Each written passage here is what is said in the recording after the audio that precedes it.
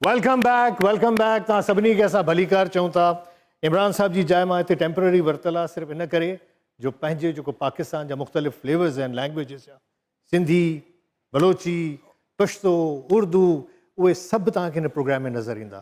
मां छो जो सिंधी सुठी ॻाल्हायां थो तंहिं करे मुंहिंजो ख़्यालु आहे मूंखे मौक़ो मिलियो आहे।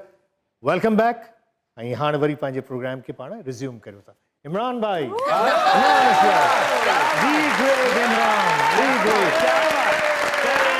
Thank you. क्या बात। अच्छा सर, बचपन से ही हीरो बनने का शौक था? नहीं यार, एक छोटा सा किस्सा सुना दूं अगर आप। वो मैं उस गाड़ी को जानता हूं जो एक पाकिस्तान के बहुत बड़े अदाकार की खराब हुई। शफी साहब वाली। शफी साहब मोहम्मद क्या बात। मैं जानता हूं उस गाड़ी को। मैं चाहता हूं कि आज पूरा पाकिस्तान सुने। मुझसे सवाल किया जाता है कि आप टीवी पे कैसे आए। लोग कहते हैं कि जी मुझे बताओ धक्का किसने दिया था। तो गाड़ी को धक्का हमने दिया था। और वो पाकिस्तान के लेजेंडरी एक्टर, अल्लाह ताला उनकी मग़फ़िरत फरमाए, शफी मोहम्मद शाह साहब की। हम लोग क्रिकेट खेल रहे थे और शफी साहब शूट पे जा रहे थे या क्या, तो कहने लगे कि सर खता कलामी माफ, उससे पहले कभी आपने सोचा था कि आप अदाकार बनेंगे? नहीं, नेवर यार, नेवर। हाँ, ये ज़रूर मैंने सोचा था जब मेडिकल कॉलेज में एडमिशन नहीं हुआ था। बाबा मेरे डॉक्टर थे, कहने लगे कि तुम रिपीट कर लो, इंटर रिपीट कर लो।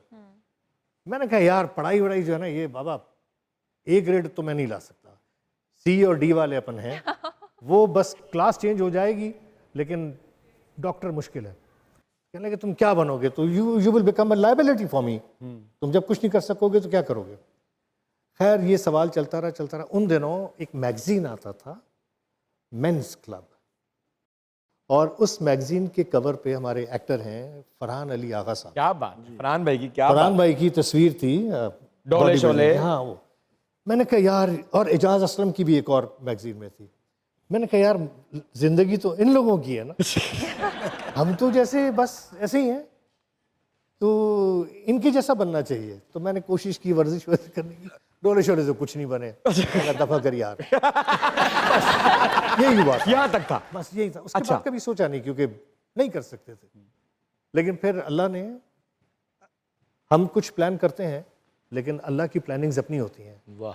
तो उसी चीज़ को अल्लाह ने फिर शफी मोहम्मद शाह साहब, सायरा काज़मी साहिबा। क्या वो बताइएगा जरा वाकया पूरा, वो गाड़ी वाला। यार वो हम लोग क्रिकेट खेल रहे थे तो शफी साहब सूटेड बूटेड आए, कहने लगे यार नौजवानों मेरी गाड़ी ख़राब हो गई है, ज़रा कोई धक्का वक्का लगवा दो। तो मैंने कहा यार गाड़ी भी बहुत पुरानी सी है, ये स्टार्ट होगी भी कि पता नहीं। लेकिन मुझे थोड़ा सा वो शौक है पुरानी गाड़ियों का ना, तो उसमें देखा कि आप पहचान गए थे उन्हें? हाँ, अब क्या मतलब यार, हम मैं क्या sorry, we were just staring at him कि अरे ये शफी मोहम्मद। बहरहाल वो गाड़ी वाड़ी उनकी स्टार्ट हुई और फिर आउट ऑफ कर्टसी उन्होंने कहा कि आओ मेरा घर सामने है, तुम लोग की जो खिदमत कर सकूं। हम सब ने बैठ छोड़े, सब पहुंच गए दरवाजे पे। तो उनकी मिसेस खड़ी थी, कहने शफी ये है सिंधी में, ये इतनों को तुम कहाँ से पकड़ के ले आए, 20-22 लड़कों को। कहने नहीं इन लोगों ने मेहरबानी की है, मुझे देर हो रही थी, इनकी आप ज़रा खिदमत करो। तो उन्होंने हमें शरबत वगैरह बना के पिलाया। फिर कहने लगे भी और कोई हुक्म। तो हमारे एक दोस्त हैं, वो भी कनाडा में हैं, वो कहने लगे कि जी मुझे टीवी पे जाना है। उन्होंने कार्ड लिख के मोहम्मद बख्श समीजो साहब के लिए दिया। अब वो मेरे पास आया, कहने लगे यार बात सुन, मैं तो आया हूँ हैदराबाद से, तू मुझे लेके जाएगा। मैंने कहा यार मैं तो लेके जाऊँगा लेकिन जाएंगे कैसे, मोटरसाइकिल तो है नहीं। फिर आपकी तरह एक पैसे वाले थे, हमने कहा यार मोटरसाइकिल दे।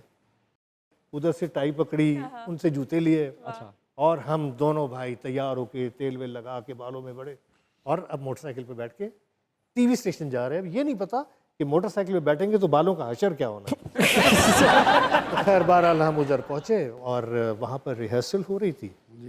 तो समेजो साहब ने मुझसे कहा कि तुम क्यों नहीं काम करते। मैंने कहा जी पता नहीं, कभी सोचा नहीं है। कहने लगे क्या पढ़ते हो तुम।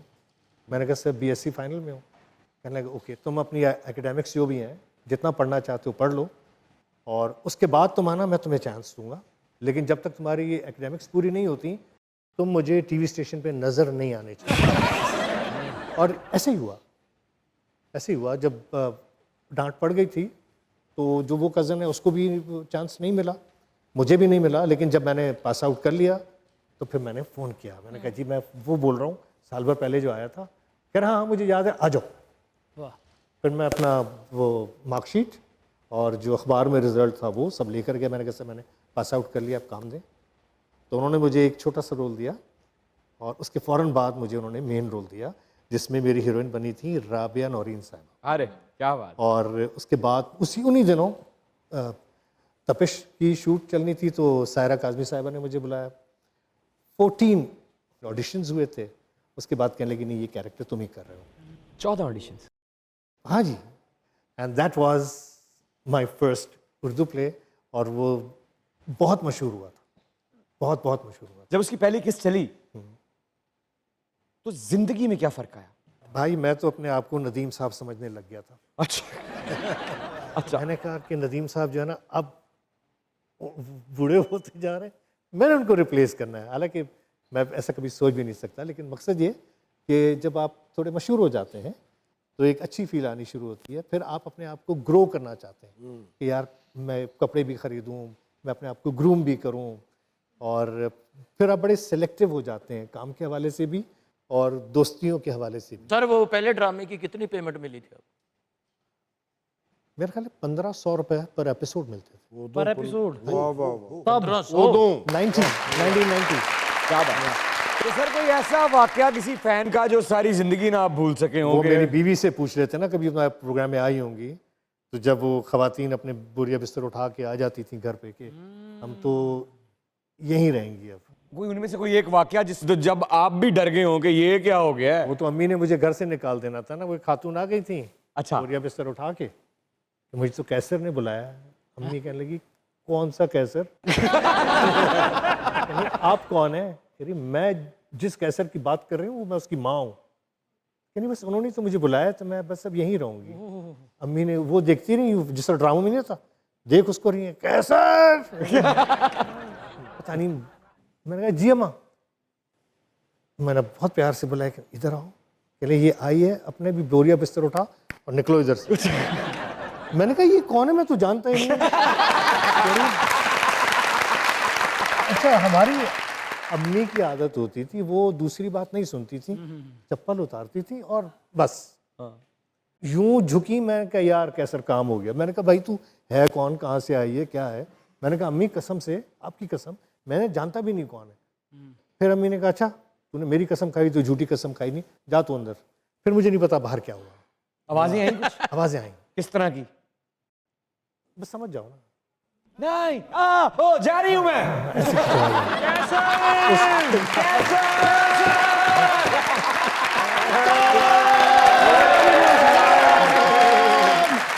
फिर शायर, फिर शायर